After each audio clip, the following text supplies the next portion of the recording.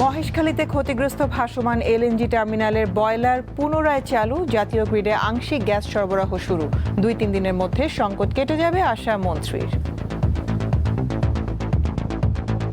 আমাদের যেখানে প্রেশার কমে গেছে, প্রেশারটা উন্নত হবে এবং মোটামুটি যে সমস্যার মধ্যে পড়েছি সে মধ্যে উত্তরণ করতে পারবে। স্বাভাবিক হতে 2-3 দিন লাগবে, মিনিমাম 2-3 দিন লাগবে। দেশীয় সেমিকন্ডাক্টর চিপ ডিজাইনে নতুন মাইল ফলক অর্জন করেছে বুয়েট। তৈরি করলো শতভাগ ওপেন সোর্স প্রযুক্তি নির্ভর V1 প্রসেসরের সফল নকশা। কিছু ওপেন সোর্স টুল দিয়ে আমরা এই ডিজাইনটা করতে সক্ষম হয়েছি। ডিজাইন ইন বাংলাদেশ কোনো চিপ, আমরা মাইক্রোপ্রসেসর চিপ এটাই প্রথম যেটা আমরা তৈরি করে এনেছি। গণভোটের রায় বাস্তবায়নের দাবিতে 4 বিভাগে লং মার্চ কর্মসূচি ঘোষণা করল জামায়াতের নেতৃত্বে 11 দলীয় ঐক্য। কর্মসূচি শেষ হবে ঢাকায় মহাসমাবেশের মাধ্যমে।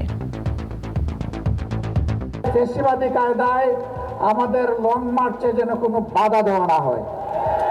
যদি বাধা দেওয়া হয়, লং মার্চ দ্বিগুণ শক্তিতে তার গন্তব্যে পৌঁছে যাবে ইনশাআল্লাহ। জুলাই আন্দোলনে ছাত্রলীগকে হামলার নির্দেশ দেন আওয়ামী লীগ নেতা ওবায়দুল কাদের। ফোন আলাপের রেকর্ড আন্তর্জাতিক অপরাধ ট্রাইব্যুনালে উপস্থাপন প্রসিকিউশনের। যুবলীগকে এবং আওয়ামী লীগের সশস্ত্র নেতাকর্মীদেরকে তিনি বিভিন্ন শব্দে বিভিন্ন বক্তব্যে উস্কানি দিয়েছিলেন। জুলাই গণ অভ্যুত্থান স্মৃতি জাদুঘরে তুলে ধরা হলো ছাত্র জনতার অগ্নিঝরা দিনের দ্রোহ আর শাসকদের নিষ্ঠুরতার চিত্র। প্রথম দিনেই মিলেছে দর্শনার্থীদের ব্যাপক সাড়া। ফ্যাসিস্ট আর না তৈরি হয়, এটার দৃষ্টান্ত নমুনা থাকবে জাদুঘর।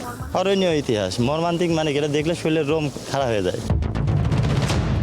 এবং হরমুজ প্রণালীতে জাহাজ চলাচলের নতুন রুট নিয়ে ঐক্যমতে পৌঁছেছে ইরান ও ওমান। শিগগিরই এই জলপথ আবারও যুদ্ধের আগের অবস্থায় ফিরিয়ে আনার প্রত্যাশা।